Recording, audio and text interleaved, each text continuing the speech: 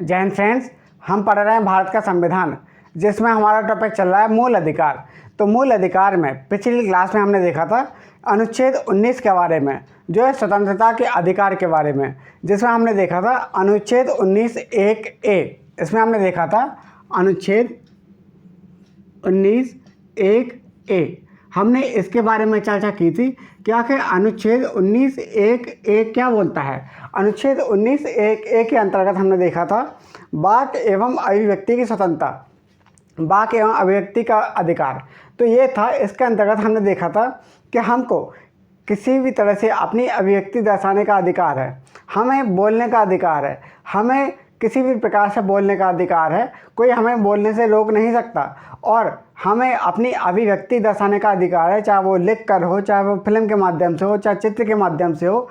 हमें अपनी अभिव्यक्ति दर्शाने का अधिकार है, हम किसी भी तरह से अपनी अभिव्यक्ति दर्शा सकते हैं, चाहे वो व्हाट्सएप के माध्यम से हो, चाहे वो सोशल मीडिया के किसी भी प्लेटफॉर्म के माध्यम से हो, हमको अपनी अभिव्यक्ति दर्शाने का अधिकार है।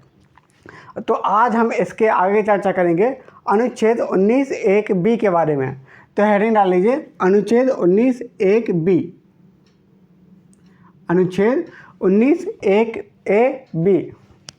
इसके अंतर्गत हम देखेंगे इकट्ठा होने या सम्मेलन का अधिकार।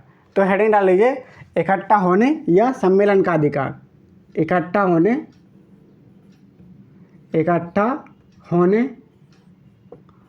या सम्मेलन का अधिकार। सम्मेलन का अधिकार, तो ये हमारे पास जो अधिकार है सम्मेलन का अधिकार, इसको पहले लिख लीजिए सम्मेलन का अधिकार। तो आगे यहाँ हम देखते हैं अनुच्छेद 19(1)(b के अंतर्गत इकट्ठा होने या सम्मेलन का अधिकार है।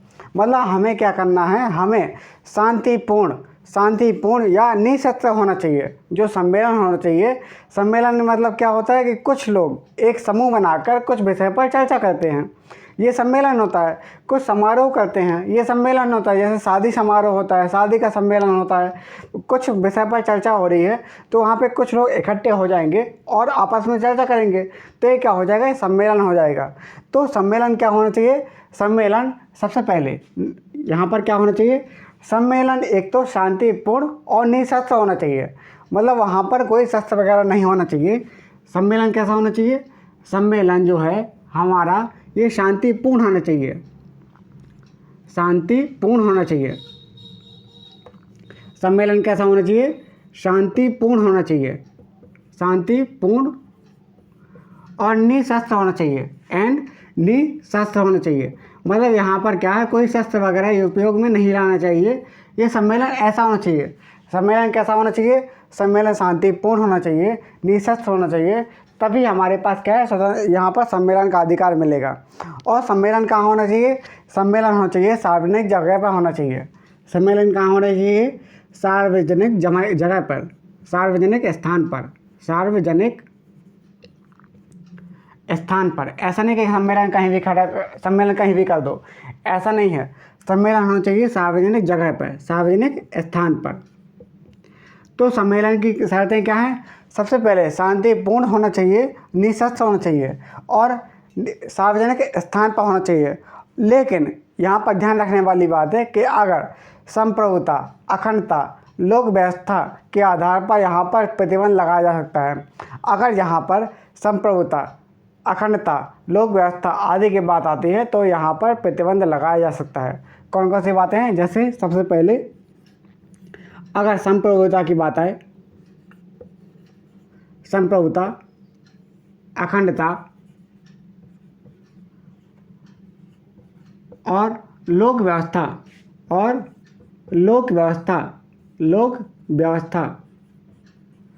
अगर इनकी बात आ जाए, संप्रभुता, अखंडता, लोक व्यवस्था, अगर इनकी बात आए, तो यहाँ पर क्या हो सकता है, प्रतिबंध लगाया जा सकता है। संप्रभुता मतलब क्या होता है, आंतरिक मामलों से सर्वोच्च और बाहरी मामलों से स्वतंत्र। मतलब क्या है, सर्वोच्च है, ये जो सर्वोच्च शक्ति है, ये क्या है, सर्वोच्च है।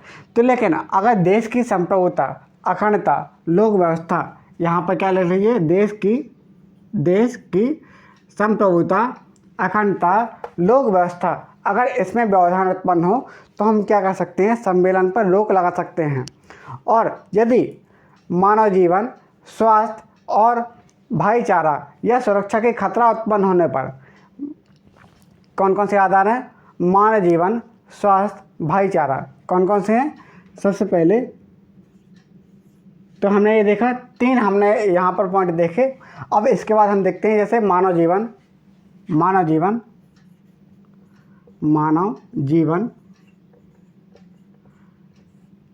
स्वास्थ्य, हमने क्या देखा, मानव जीवन, स्वास्थ्य, भाईचारा या सुरक्षा के खतरा उत्पन्न होने पर भाईचारा,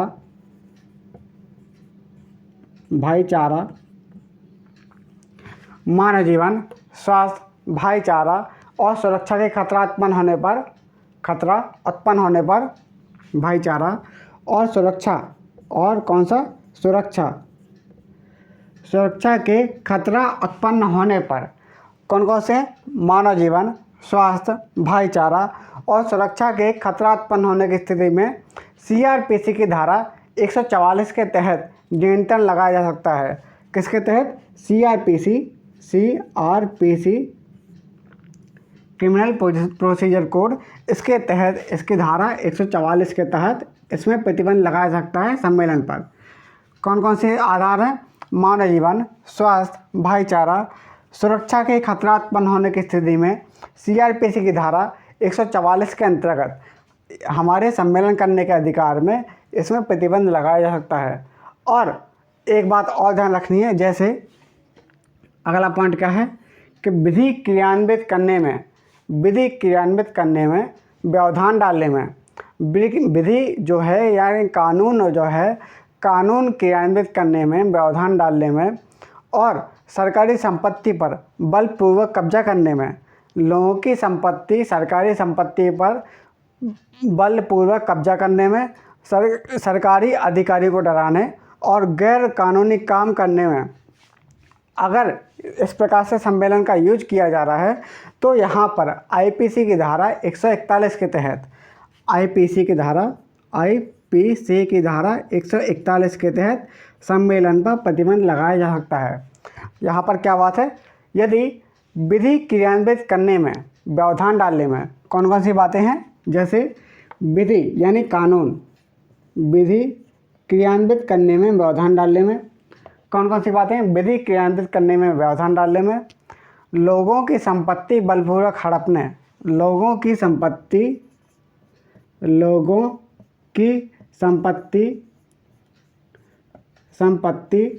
बलपूर्वक हड़पने, विधि क्रियान्वित करने में व्यवधान डालने में, लोगों की संपत्ति बलपूर्वक हड़पने, सरकारी अधिकारियों को डराने या गैर कानूनी कार्य करने की आशंका हो, सरकारी अधिकारियों को डराने या गैर कानूनी कार्य करने की आशंका हो तो IPC की धारा 141 के अंतर्गत हमारे सम्मेलन के अधिकार पर प्रतिबंध लगाया जा सकता है।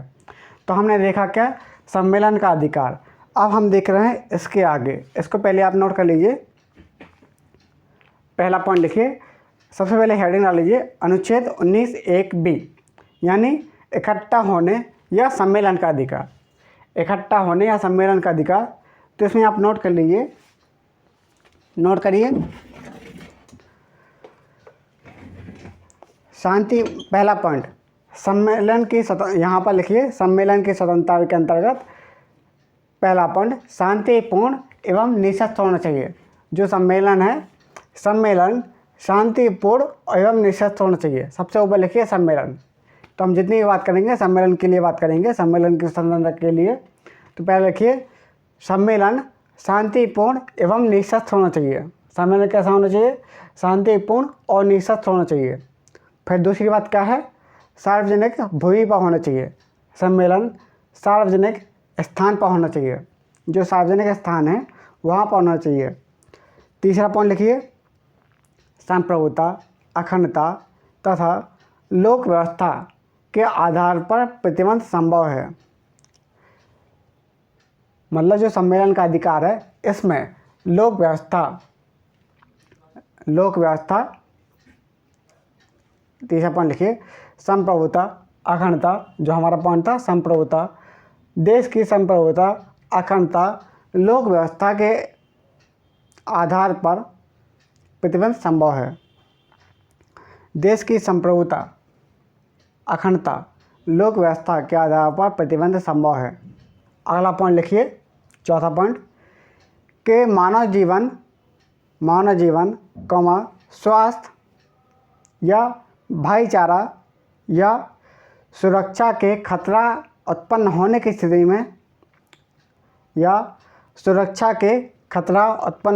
स्थिति में सीआरपीसी की धारा 144 के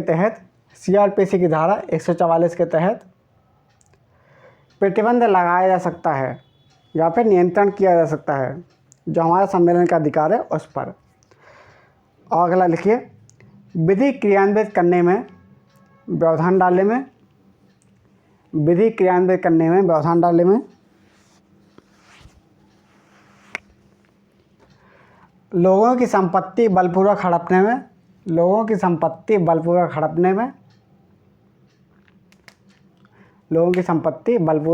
में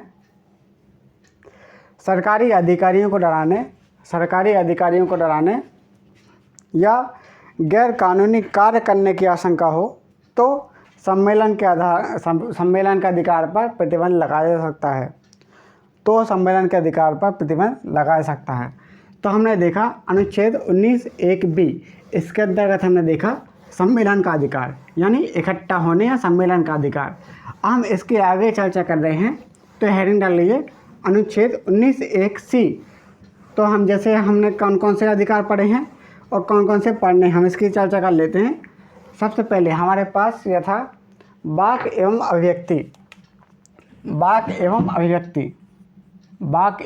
अभिव्यक्ति। फिर आता है हमारे पास सम्मेलन, फिर आता है संघ बनाने का अधिकार, फिर आता है संचरण, फिर आता है निवास और वृत्ति यानी पेशा। तो हमने ये पढ़ लिया था पिछली क्लास में। सम्मेलन हमने अभी देखा है। हम पढ़ेंगे संघ के बारे में। हम डालेंगे संघ यानी संघ बनाने की स्वतंत्रता यानी संघ बनाने का अधिकार। तो हेडिंग डाल लीजिए संघ बनाने का अधिकार। कौन कौन सी है? संघ बनाने की स्वतंत्रता। इसके अंतर्गत हम लिखेंगे, हेडिंग डाल लीजिए 19(1)(c) संघ बनाने की स्वतंत्रता। संघ बनाने की स्वतंत्रता। संघ बनाने के मतलब एक ग्रुप समूह बनाने की स्वतंत्रता। मतलब जैसे कोई ग्रुप बन रहा है, कोई समूह बन रहा है, तो हमें उसको बनाने का अधिकार है, हमें उसको स्वतंत्रता है। मतलब कोई भी एक संघ बनाने का अधिकार है। तो यहाँ पर दो बातें आती हैं। सबसे पहली बात आती है कि सकारात्मक और नकारात्मक दोनों हैं। जो संघ बनाने की स्वतंत्रता है, संघ यानी समूह बनाने की, तो इसमें एक बात आती है कि सकारात्मक और नकारात्मक दोनों हैं। ये क्या है? पहला, ये सकारात्मक, ये क्या है? सकारात्मक और नकारात्मक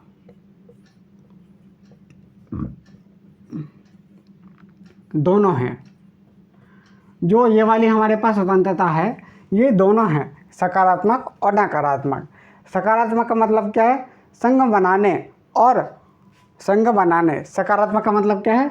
संघ बनाने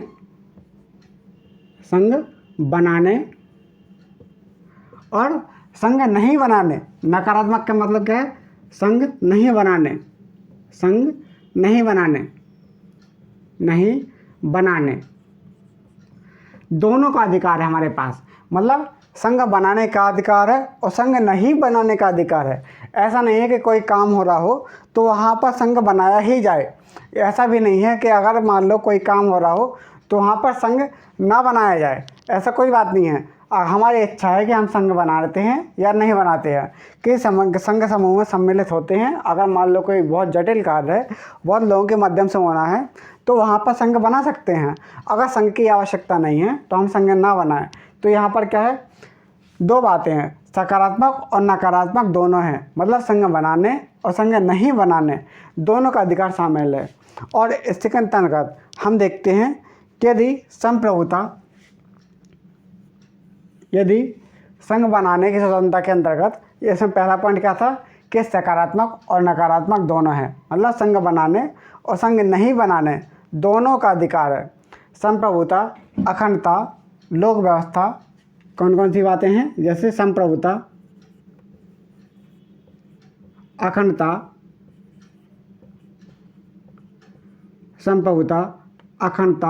लोक व्यवस्था और नैतिकता के आधार पर प्रतिबंध लगाया सकता है। मतलब संप्रभुता, अखंडता, लोक व्यवस्था,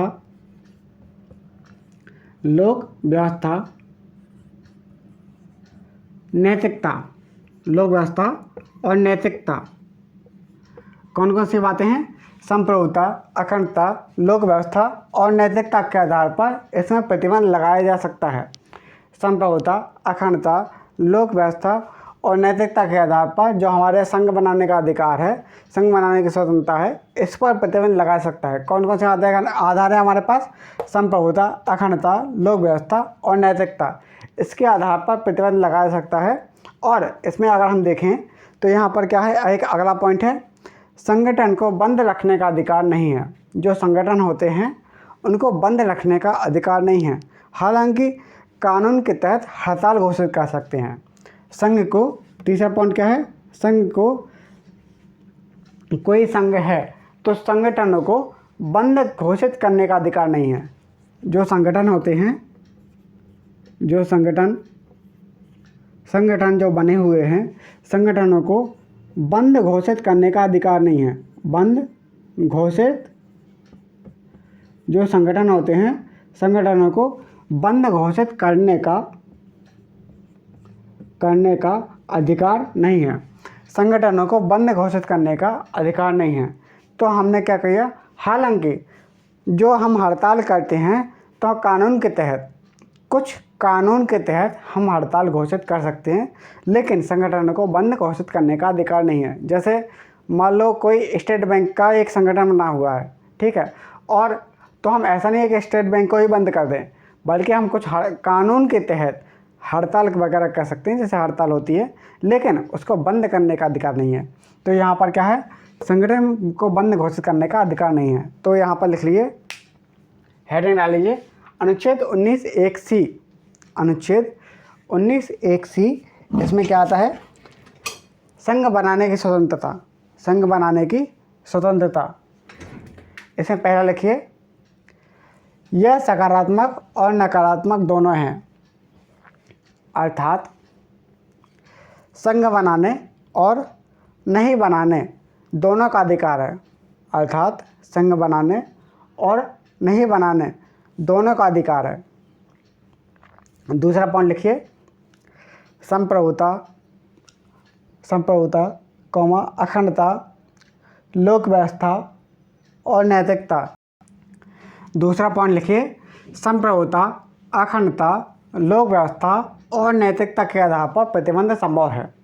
किसके अंतर्गत प्रतिबंध संभव है, संप्रभुता। अगर देश की संप्रभुता की बात है, अखंडता की बात है, लोक व्यवस्था की बात है और नैतिकता की बात आ जाए, तो वहाँ पर संघ बनाने की स्वतंत्रता पर प्रतिबंध संभव है। कौन कौन से बातें हैं हमारे पास, संप्रभुता, अखंडता, लोक व्यवस्था और नैतिकता के आधार पर अगर ऐसी कोई बात आ जाए कि इन पर अगर व्यवधान उत्पन्न हो रहा हो, तो संघ बनाने की स्वतंत्रता पर प्रतिबंध संभव है। एक अगला पॉइंट लिखिए, तीसरा पॉइंट, संगठन को बंद घोषित करने का अधिकार नहीं है। जो संगठन होते हैं, संगठनों को बंद घोषित करने का अधिकार नहीं है। संगठनों को बंद घोषित करने का अधिकार नहीं है। संगठनों को बंद घोषित करने का अधिकार नहीं है, हालांकि कानून के तहत हड़ताल घोषित कर सकते हैं। हालांकि कानून के तहत हड़ताल घोषित कर सकते हैं। अब अगली हेडिंग लिखिए, निवास की स्वतंत्रता, संचरण। तो पहले हम लिखेंगे संचरण, यानी यहाँ पर हमने देखा वाक, अभिव्यक्ति, सम्मेलन, संघ, संचरण। तो हम पढ़ेंगे अब संचरण की स्वतंत्रता। संचरण यानी घूमने की स्वतंत्रता। तो यहाँ पर लिखिए, संचरण की स्वतंत्रता, संचरण की स्वतंत्रता। तो यहाँ पर लिखिए संचरण। तो अगला हेडिंग डाल लीजिए, जैसे हमारे है अनुच्छेद 19(1)(d) के अंतर्गत, अनुच्छेद 19(1)(d), अनुच्छेद 19(1)(d) के अंतर्गत हमारे पास क्या है, संचरण की स्वतंत्रता है। संचरण यानी घूमने की स्वतंत्रता। यहाँ पर कोष्टक में लिख लीजिए घूमने की, किसकी, घूमने की स्वतंत्रता। संचरण यानी घूमने की स्वतंत्रता, मतलब कोई भी व्यक्ति देश के किसी भी एक भाग से दूसरे भाग में जाने की स्वतंत्रता है। मतलब किसी भी व्यक्ति को देश के अंदर कहीं भी जाने की स्वतंत्रता है। कोई व्यक्ति कहीं जाना चाहता है तो वहाँ पर जाने की उसको पूरी स्वतंत्रता है। लेकिन ये किसको है, केवल नागरिकों को। जैसे आप देखते होंगे, एक बार मैं टूर पे गया था और मैंने देखा कि मैं जब कन्याकुमारी तक गया था तो मुझे किसी ने रोक टोक नहीं लगाई। मतलब अगर आप कहीं जाते हैं, आप दिल्ली से लेकर जम्मू कश्मीर से लेकर कन्याकुमारी तक घूम के आइए, आप गुजरात से लेकर अरुणाचल प्रदेश तक घूम के आइए, आपको कोई भी वहाँ पर आपको रोक टोक नहीं सकता है कि आप यहाँ क्यों आ गए या आप यहाँ कैसे आ गए। आपको हमें देश के किसी भी भाग में घूमने की स्वतंत्रता है। मतलब यहाँ पर क्या है, देश के भीतर भ्रमण करने का अधिकार है। मतलब देश के भीतर, जैसे हम देखते हैं अनुच्छेद 21 के अंतर्गत हमारा जो आता है जीवन जीने की स्वतंत्रता, उसके अंतर्गत हमको कहीं भी घूमने का अधिकार है। पूरे वर्ल्ड में, ऑल ओवर वर्ल्ड में, पूरे विश्व में कहीं भी घूमने का अधिकार है। लेकिन हमारे पास जो अनुच्छेद कौन सा है, 19(1)(d), इसके अंतर्गत संचरण की स्वतंत्रता है। मतलब यहाँ पर क्या है, देश के भीतर, ये क्या है, देश के भीतर एक भाग से दूसरे भाग कहीं भी चले जाओ। हम अगर हमारा भारत देश है तो हम जम्मू कश्मीर से लेकर कन्याकुमारी चले जाएं, हम गुजरात से लेकर अरुणाचल प्रदेश तक चले जाएं, हमें कोई रोक टोक नहीं लगा सकता है, हमें कोई रोक नहीं सकता है कि आप यहाँ पर क्यों आ गए। तो हमको देश के भीतर कहीं भी घूमने की स्वतंत्रता है। लेकिन ऐसा नहीं है कि हम कहीं भी घुस जाएं। जैसा अगर किसी का घर है तो ऐसा भी नहीं है हम किसी के घर में घुस जाएं। अगर कोई बाथरूम में नहा रहा है तो ऐसा नहीं है कि हम उसके बाथरूम में घुस जाएं। मतलब ऐसा नहीं है। हमको अधिकार तो है, लेकिन उसमें क्या है, कुछ प्रतिबंध भी हैं। अधिकार तो है लेकिन उसमें कुछ प्रतिबंध भी हैं। जैसे लिखिए, इसमें अगला क्या है, अभी लिखना मत, अभी दूसरा और बता रहे हैं। जैसे पहले हमने क्या देखा, देश के भीतर हमको भ्रमण करने का अधिकार है। और दूसरा क्या है, सामान्य लोकहित और जनजाति हितों के संरक्षण हेतु, सामान्य लोकहित और जनजाति हितों के संरक्षण हेतु, सामान्य लोकहित व जनजातीय हित के संरक्षण हेतु, जनजातीय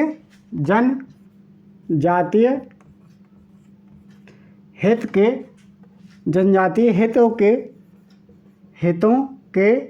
संरक्षण हेतु कौन कौन सी बातें हैं, जैसे सामान्य लोकहित व जनजातीय हितों के संरक्षण हेतु भ्रमण पर प्रतिबंध लगाया सकता है। सामान्य लोकहित व जनजातीय हितों के आधार पर संरक्षण लगाया सकता है। जैसे कोई अगर क्षय रोगी है या फिर कोई टीबी का मरीज़ है, उसको कहीं भी कहाँ खांस रहा है वगैरह छींक, तो उसको इस पर यहाँ पर क्या है, प्रतिबंध लगाया सकता है। जैसे हम देखते हैं कोरोना काल में कोई व्यक्ति अगर कोरोना वायरस से संक्रमित है तो उसको यहाँ वहाँ सब जगह घूमने से यहाँ पर रोका जा सकता है।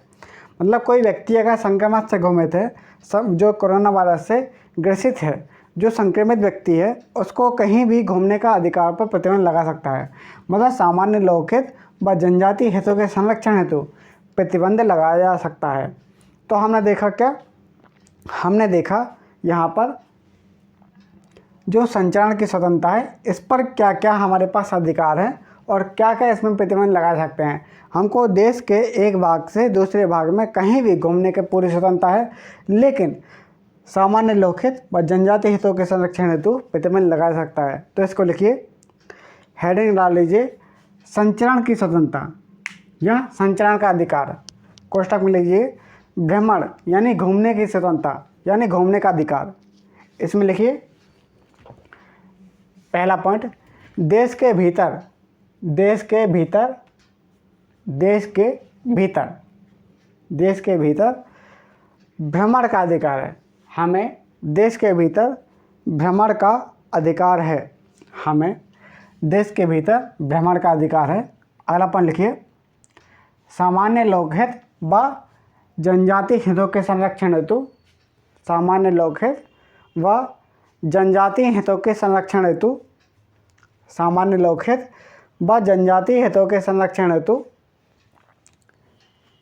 सामान्य लोकहित व जनजातीय हितों के संरक्षण हेतु भ्रमण पर प्रतिबंध लगाया जा सकता है। सामान्य लोकहित और जनजातीय हितों के संरक्षण हेतु भ्रमण पर प्रतिबंध लगाया जा सकता है। जैसे उदाहरण में लिखिए क्षय रोगी के भ्रमण पर प्रतिबंध। उदाहरण में लिख लीजिए क्षय रोगी, उदाहरण क्या है, जो क्षय रोगी है, क्षय रोगी, इसके भ्रमण पर प्रतिबंध लगाया जा सकता है। इसके भ्रमण पर प्रतिबंध लगाया जा सकता है। क्षय रोगी है, इसके भ्रमण पर प्रतिबंध लगाया जा सकता है। अब लिखिए अगली स्वतंत्रता, जो हमारे पास स्वतंत्रता का अधिकार है उसके अंतर्गत हमारे पास अगली स्वतंत्रता क्या है, या फिर हमारे पास अगला अधिकार क्या है। तो हमने अभी देखा था वाक्य एवं अभिव्यक्ति, सम्मेलन, संघ, संचरण। अब आते हैं निवास। तो निवास की स्वतंत्रता कौन कौन सी है? निवास की यानी बसने की, निवास, निवास की स्वतंत्रता यानी बसने की,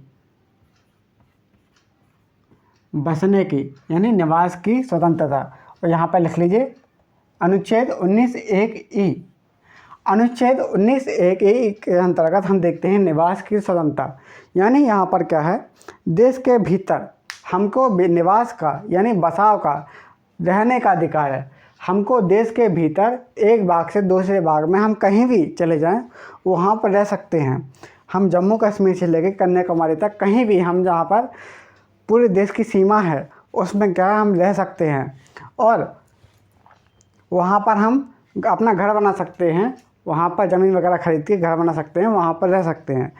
तो जम्मू कश्मीर से लेकर कन्याकुमारी तक, गुजरात से लेकर अरुणाचल प्रदेश तक हम कहीं भी अपने देश की सीमा के अंदर बस सकते हैं, रह सकते हैं। तो यहाँ पर क्या है, देश की सीमा में, देश के भीतर, पहला क्या है, देश के भीतर, देश के भीतर। ऐसा नहीं है कि हम अमेरिका में बस जाएँ तो वहाँ पे हमें अधिकार है, ऐसा नहीं है। हमें क्या है, देश की सीमा के अंदर, ये क्या है, केवल नागरिकों को प्राप्त है कि हमें जो नागरिक हैं, नागरिक देश की सीमा के भीतर बसाव का अधिकार है। नागरिकों को देश की सीमा के भीतर बसाव का अधिकार है। देश की सीमा के भीतर नागरिकों को बसाव का अधिकार है, यानी निवास की स्वतंत्रता है, यानी निवास का अधिकार है। फिर लिखिए अगला पॉइंट, अगला पॉइंट लिखिए सामान्य लोकहित और जनजातीय हित, सामान्य लोकहित और जनजातीय अधिकारों या हितों की रक्षा में। सामान्य लोकहित, अभी हमने लिखा था, सामान्य लोकहित और जनजातीय हितों की रक्षा में निवास को प्रतिबंधित किया जा सकता है।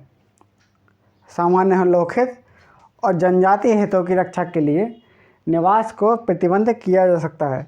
तो इसको लिख लीजिए अनुच्छेद 19(1)(e) के अंतर्गत है हमारे पास, हेडिंग डाल लीजिए निवास की स्वतंत्रता यानी बसने की स्वतंत्रता। तो हमको देश की सीमा के भीतर एक भाग से दूसरे भाग कहीं भी रख सकते हैं। तो इसको लिखिए पहला पॉइंट, देश की सीमा के भीतर निवास या बसाव का अधिकार है। हमें देश की सीमा के भीतर बसाव या निवास का अधिकार है। अगला पॉइंट लिखिए, अगला पॉइंट सामान्य लोकहित और जनजातीय अधिकारों की रक्षा में या जनजातीय हितों की रक्षा में निवास को भी प्रतिबंधित किया जा सकता है। निवास को प्रतिबंधित किया जा सकता है। उदाहरण रखिए, जैसे अगर हम देखते हैं जो जनजातीय होते हैं, जनजातियों की संस्कृति को बचाने और आदतन अपराधियों को जनता को बचाने के उद्देश्य से लगाया गया प्रतिबंध। जो जनजातीय लोग होते हैं, जो आदिवासी लोग होते हैं, उनकी संस्कृति बचाने के लिए वहाँ पर बसने पर हमको प्रतिबंध लगाया जा सकता है। जैसे कोई जनजातीय एरिया है, ट्राइबल एरिया है, जैसे कोई जनजातीय एरिया है, जो जनजातीय एरिया है, हमको वहाँ पर प्रतिबंध लगाया सकता है। शायद जनजातीय में क्या होता है, छोटी ती आती है, ठीक है। तो जनजातीय एरिया होता है, हमको वहाँ पर प्रतिबंध लगाया जा सकता है। जो ट्राइबल एरिया होता है, ट्राइबल एरिया में हमको प्रतिबंध लगाया सकता है। तो उदाहरण लिख लीजिए, जैसे जनजातियों की संस्कृति को बचाने, जनजाति की संस्कृति को बचाने एवं या फिर आदतन अपराधियों से, कौन सा, आदतन अपराधी, जो क्या है, आदतन अपराधियों से जनता को बचाने के लिए उद्देश्य से लगाया गया प्रतिबंध। आदतन अपराधियों को जनता से बचाने के उद्देश्य से लगाया गया प्रतिबंध। तो हमने क्या देखा, हमने देखा निवास की स्वतंत्रता। अब देखते हैं हम क्या, अनुच्छेद 19(1)(g), जो हमारे पास एक संपत्ति का अधिकार है, जो एफ था, मतलब हमारे मूल संविधान में 7 अधिकार थे। लेकिन जब संविधान संशोधन 44वें संविधान संशोधन 1978 के द्वारा क्या कर दिया गया, एक संविधान को, एक अधिकार को यहाँ से लोप कर दिया गया, उसको कानूनी अधिकार बना दिया गया। जो हमारे पास संपत्ति का अधिकार था, उसको क्या कर दिया, कानूनी का अधिकार बना दिया गया, ठीक है। तो यहाँ पर लिख लीजिए, व्यक्ति यानी पेशा का अधिकार। जैसे हम देखते हैं, जैसे बाघ एवं अगत्ती 19(1)(a), बी हमारे पास सम्मेलन का अधिकार, सी हमारे पास संघ का अधिकार, डी हमारे पास संचरण का अधिकार, ई हमारे पास निवास का अधिकार, और एफ के बाद हमारे जो एफ था, एफ क्या, संपत्ति का अधिकार, उसको 44वें संविधान संशोधन 1978 के द्वारा इसको हटा दिया गया, उसको कानूनी अधिकार बना दिया गया। तो हमारे पास क्या होता है, अब जी, जो जी है, व्यक्ति का अधिकार यानी कारोबार की स्वतंत्रता है, हमको पेशा की स्वतंत्रता है, कारोबार, व्यक्ति या कारोबार।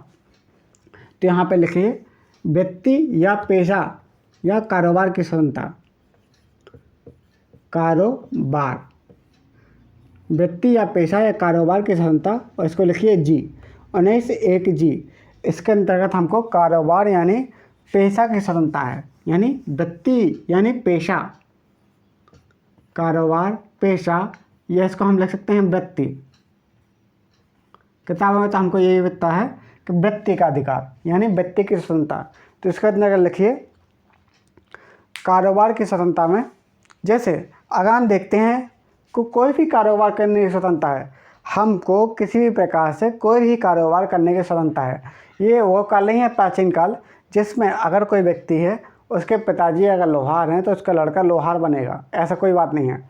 आज का समय चल रहा है और आजकल हमको अनुच्छेद 19(1)(g) के तहत हमको किसी भी प्रकार से कारोबार करने की पूरी स्वतंत्रता है। हम क्या कर सकते हैं, हम कोई भी कारोबार अपना सकते हैं। हम जैसे बड़ेगिरी कर सकते हैं, हमको सोनारगिरी कर सकते हैं। अगर मान लो कोई कम निजी जाति का है, ऊंची जाति का है, कोई भी व्यक्ति है, कोई भी पेशा कर सकता है। जैसे कोई ब्राह्मण है, अगर उसको, कोई पंडित होता है, ब्राह्मण के हैं, अगर उसको मोची वाला काम करना है तो मोची वाला काम कर सकता है। अगर कोई व्यक्ति को ब्राह्मण को सोनार वाला काम करना है तो सोनार वाला, ज्वेलरी वाला काम कर सकता है। अगर उसको टेलर वाला काम करना है तो वो टेलर वाला काम कर सकता है। अगर कोई व्यक्ति नीची जात का है, उसको कोई भी बड़े काम करना हो, कोई भी काम करना हो, वो कर सकता है। लेकिन यहाँ पर कुछ खास बातें ध्यान रखनी पड़ेगी। यहाँ पर याद क्या रखनी पड़ेगी, जैसे राज्य किसी भी पेशा पर, किसी कारोबार पर तकनीकी योग्यता का निर्धारण कर सकती है। तकनीकी योग्यता का मतलब क्या हुआ, तकनीकी योग्यता का मतलब हुआ, जैसे कोई डॉक्टर है तो डॉक्टर वही व्यक्ति बन सकता है जिसके पास MBBS या फिर डॉक्टरी की डिग्री हो। जिसके पास डॉक्टरी की डिग्री हो, जिसने डॉक्टरी के बारे में पढ़ाई करी हो, वही डॉक्टर बन सकता है। ऐसा नहीं कि कोई झोला छाप डॉक्टरी आ जाए, ऐसा नहीं है। कोई व्यक्ति है जिसने डॉक्टरी की पढ़ाई करी है वही डॉक्टर बन सकता है। कोई वकील है तो वही व्यक्ति आ सकता है, वकील बन सकता है जिसने कानून की पढ़ाई करी हो, जिसने लॉ की पढ़ाई करी हो, वही व्यक्ति यहाँ पर वकील बन सकता है।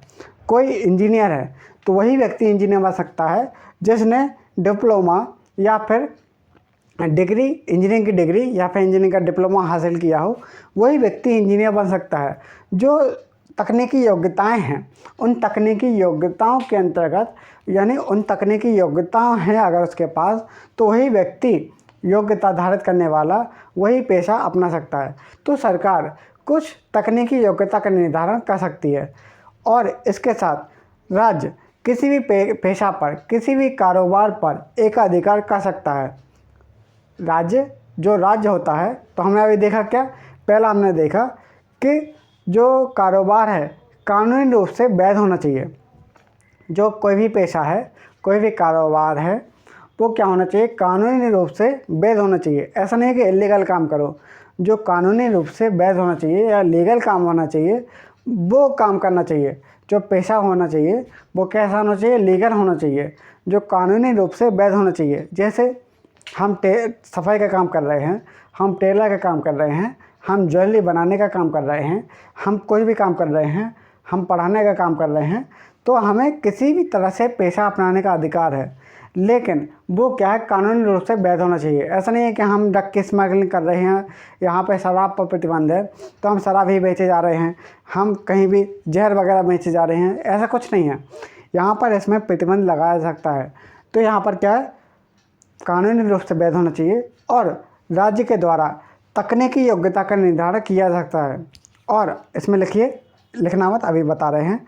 राज्य किसी भी पेशा पर एकाधिकार कर सकता है। राज्य क्या कर सकता है, किसी भी पेशा पर, किसी भी, यहाँ पर कोई भी अगर मान लो कारोबार है उस पर एकाधिकार कर सकता है। अर्थात विधि बनाकर, यानी कानून बनाकर यह तय किया जा सकता है कि यह पेशा नागरिकों को नहीं मिलेगा। मतलब सरकार यह तय कर सकती है, कानून बनाकर यह तय कर सकती है कि ये वाला पेशा या फिर ये वाला रोजगार इस के सभी को नहीं मिलेगा, कुछ ही व्यक्तियों को मिलेगा, जो सरकार तय करेगी। जो सरकार निम्नतम योग्यता के निर्धारण करके लोगों को अपने अंतर्गत लेगी या सरकार तय करेगी, वही वाला पेशा कर सकते हैं। तो यहाँ पर क्या, सरकार किसी भी पेशा पर एकाधिकार कर सकती है। और लोकहित में सरकार किसी भी पेशा पर रोक लगा सकता है। लोकहित में सरकार किसी भी पेशा पर रोक लगा सकता है। जैसे कोई सेक्स एरिया चल रहा हो, ठीक है, सेक्स एरिया चल रहा हो तो उसको बंद करना हो, या फिर जो मांस बाज़ार है तो मांस बाज़ार को रोकना हो, इत्यादि जो वो अधिकार, जो यहाँ पर क्या है, कुछ ऐसे हम एग्जांपल देखते हैं जो कारोबार की स्वतंत्रता पर रोक लगाते हैं, जैसे लोकहित में यहाँ पर क्या रखना है, लोकहित पहला क्या है कि कानूनी रूप से वैध होना चाहिए, कानूनी रूप से वैध होना चाहिए, ठीक है। और दूसरा क्या होना चाहिए, तकनीकी योग्यता होना चाहिए। क्या होना चाहिए, तकनीकी योग्यता होना चाहिए, तकनीकी योग्यता होना चाहिए। तीसरा क्या होना चाहिए, राज्य किसी भी पेशा पर एकाधिकार कर सकता है। मतलब राज्य का एकाधिकार, पेशा पर एकाधिकार, मतलब राज्य किसी भी पेशा पर एकाधिकार कर सकता है, ठीक है।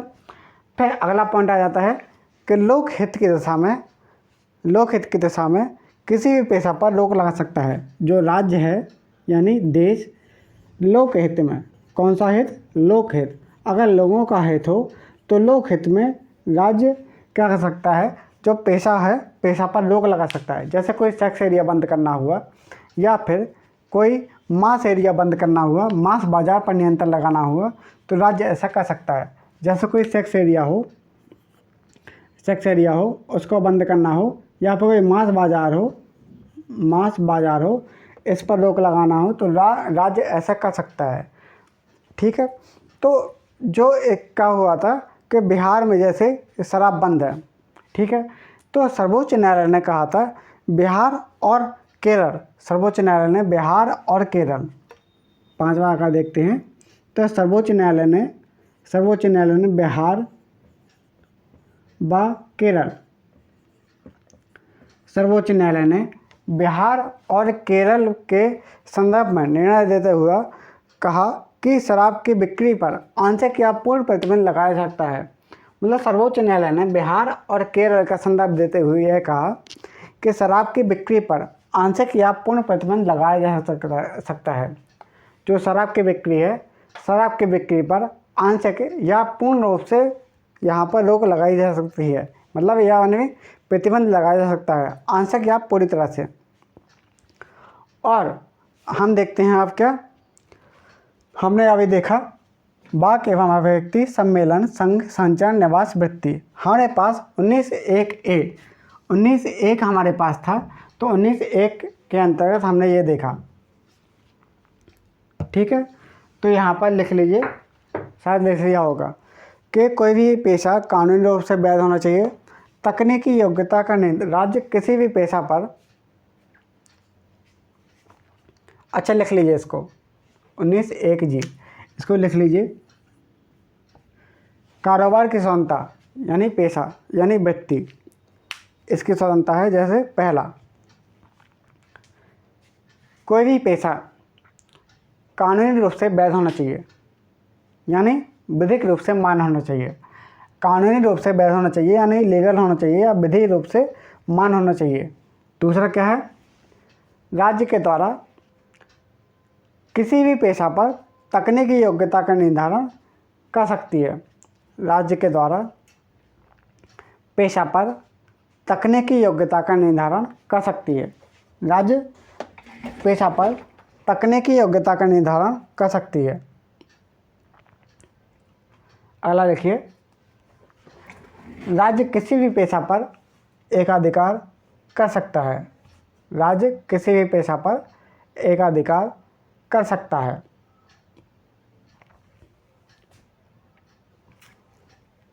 अर्थात विधि बनाकर राज्य के द्वारा यह तय किया जा सकता है कि यह पेशा, निम्नलिखित पेशा नागरिकों को नहीं मिलेगा। फिर लिखिए अगला, लोकहित में राज्य किसी भी पेशा पर रोक लगा सकता है। लोकहित में राज्य किसी भी पेशा पर रोक लगा सकता है। जैसे सेक्स एरिया बंद करना हुआ या मांस बाजार बंद करना हुआ। ठीक है, अगला पॉइंट लिखिए 5वां, सर्वोच्च न्यायालय ने बिहार व केरल का संदर्भ देते हुए यह कहा। सर्वोच्च न्यायालय ने बिहार व केरल का संदर्भ देते हुए यह कहा कि शराब की बिक्री पर आंशिक या पूर्ण रूप से प्रतिबंध लगाया जा सकता है। शराब की बिक्री पर आंशिक या पूर्ण रूप से प्रतिबंध लगाया जा सकता है। ठीक है, तो हमने देखा क्या, हमने देखा जो हमारे 19(1) के अंतर्गत हमारे 6 अधिकार थे, हमने वो देखा। मूल रूप से 7 थे, लेकिन 44वें संविधान संशोधन के द्वारा एक मूल अधिकार को हटा दिया गया। हमारे पास कितने बचते हैं? 6। तो हमने देखा क्या, अनुच्छेद 19(1) के अंतर्गत हमारे जो अधिकार थे हमने वो देखा। अब हम देख रहे हैं अनुच्छेद 19(2) से लेकर अनुच्छेद 2(6) तक। अनुच्छेद 19(2) से लेकर अनुच्छेद 6 तक। अभी हमने देखा क्या, अनुच्छेद 19(1) हम देखेंगे अनुच्छेद 2 से लेकर 6 तक। अनुच्छेद 2 से लेकर 6 तक, 19(6) तक। तो हेडिंग डाल लीजिए। यहाँ पर क्या है, राज्य के द्वारा प्रतिबंध लगाने की कोशिश की गई है। जो हमारे पास अनुच्छेद 19(1) के अंतर्गत हमारे पास जो अधिकार दिए गए हैं, उन पर प्रतिबंध लगाने की कोशिश की गई है, उन पर प्रतिबंध लगाने की कोशिश की गई है। यहाँ पर क्या कर सकता है, जो न्यायपालिका है किसी भी विधि की वैधानिकता की जांच निम्नलिखित आधार पर कर सकता है। जो न्यायपालिका है कोई भी विधि की वैधानिकता की जांच निम्नलिखित आधार पर कर सकती है। जैसे भारत की संप्रभुता और अखंडता की बात आ जाए, अगर कोई, यहाँ पर क्या है, प्रतिबंध की बात की गई है। यहाँ पर क्या है, अनुच्छेद 2 से लेकर 6 के बीच में क्या है, प्रतिबंध की बात की गई है कि अनुच्छेद जो हमारे पास 19(1) के अंतर्गत हमारे जो अधिकार हैं उन पर प्रतिबंध लगाया जा सकता है। जैसे प्रतिबंध की बात की गई है, प्रतिबंध, तो प्रतिबंध लगाए सकते हैं। तो उन प्रतिबंधों की बात की गई है, तो कौन कौन से हैं, जैसे जो न्यायपालिका है किसी भी विधि की वैधानिकता की जांच या फिर कानून की वैधानिकता की जांच निम्नलिखित आधार पर कर सकता है। कौन कौन से आधार हैं, सबसे पहले कोई भी अगर आधार देखा जाए तो क्या विधि का संबंध जिन्हें स्वतंत्रता के प्रश्न से संबंधित है, कोई विधि है तो निम्नलिखित स्वतंत्रता से संबंधित है क्या, जैसे भारत की संप्रभुता और अखंडता। अगर भारत की संप्रभुता अखंडता की बात आए, भारत की संप्रभुता, भारत की संप्रभुता व अखंडता की बात आए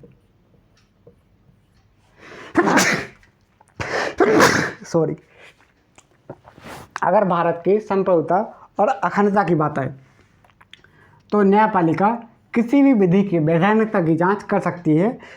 उसके आधार क्या हैं, आधार, तो जांच करने के आधार क्या हैं, कोई विधि की वैधानिकता की जांच करने के आधार है यदि भारत की संप्रभुता और अखंडता की बात आए, यदि भारत की सुरक्षा की बात आए, यदि भारत यानी राज्य की सुरक्षा की बात आए, राज्य की सुरक्षा, राज्य यानी राज्य की सुरक्षा, पॉलिटी में क्या होता है, राज्य मतलब देश की बात करते हैं, राज्य की सुरक्षा यानी देश की सुरक्षा, ठीक है। पॉलिटी में क्या होता है, जो राज्य होता है, राज्य मतलब देश की बात करते हैं। और विदेशी राज्यों के साथ मैत्रीपूर्ण संबंधों की बात आए, उसके आधार क्या है, विदेशी राज्यों के साथ मैत्रीपूर्ण संबंध, विदेशी राज्यों के साथ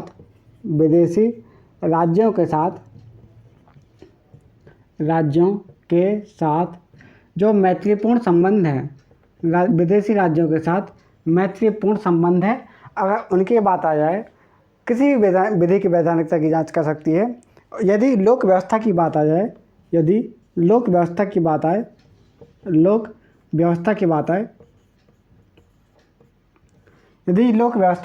आए या फिर कोई शिष्टाचार या सदाचार के हितों में अगर कोई बात आए, यदि कोई शिष्टाचार या सदाचार की बात आए, या फिर कोई अगर न्यायालय की अवमानना का मुद्दा हो, या फिर कोई न्यायालय की अवमानना का मुद्दा हो, तो यहाँ पर उस पर प्रतिबंध लगा सकता है। यदि कोई मानहानि या अपराध की बात आ जाए तो यहाँ पर क्या कर सकती है, न्यायालय यहाँ पर क्या कर सकती है, प्रतिबंध लगा सकती है। तो यहाँ पर हमने देखा क्या, अनुच्छेद 19(2) से लेकर 6 तक, जिसमें क्या हो सकता है, प्रतिबंध लगाया जा सकता है। तो यहाँ पर हमने देख लिया अनुच्छेद 19। तो अगली क्लास में हम पढ़ेंगे अनुच्छेद 20 के बारे में। अनुच्छेद 20 के बारे में हम विस्तृत चर्चा करेंगे। तो आज के लिए इतना ही, धन्यवाद।